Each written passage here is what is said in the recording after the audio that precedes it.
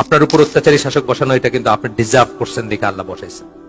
একটা হাদিস আমি প্রায় বলি যে এমন কোন সময় আসবে না যে মানুষ ওজনে কম দিবে অথচ আল্লাহ তাদের উপরে অত্যাচারী শাসক বসাবেন না।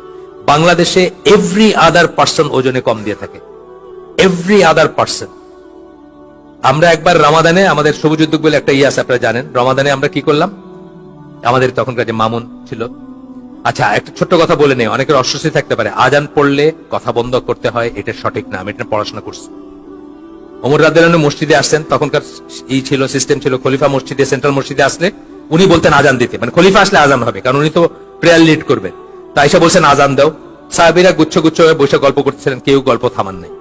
এটা তো আমি পড়াশোনা করছি এটা নিয়ে। আর এইটা তো দিনের কাজ, আমরা তো দিনের হালাকা করতেছি, এটা আরো ইম্পর্টেন্ট, বুঝছেন না?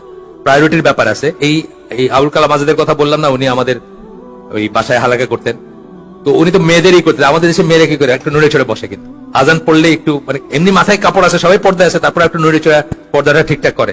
তো উনি ওখানে বলছেন যে এই আমরা দিনের হালাকা করতেছি, এখানে আমাদেরকে চুপ করতে হবে না, উইল ক্যারি অন, আমিও ক্যারি অন করবো। আর যাই হোক, তো বলতেছেন যে আমাদের দেশের কথা যেটা বলতেছিলাম, এভরি আদার পার্সন। তো ওই সময় রোজার দিনে ওই আমাদের তখনকার যে সিও ছিলেন মামুন, উনি ঠিক করলেন যে রোজার ভিতরে সবাই দাম বাড়ায়, আমরা আগে কিনে রেখে মার্কেটের চেয়ে কম দামে দিব মানুষকে।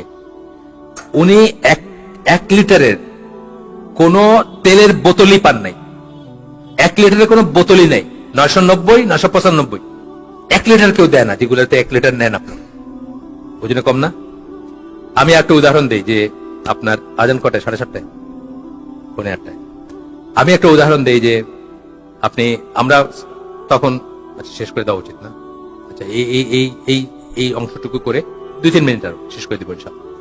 আমি একটা উদাহরণ দিই যে আমি একসময় সিলেট থেকে এসে আসতাম, আপনার পারাবত এক্সপ্রেসে এসে রাত্রে 10টায় নামতাম, এসে উত্তরে থাকতাম, তখন রাত্রে 10টা 10:30 দিকে আপনার বিমানবন্দরে।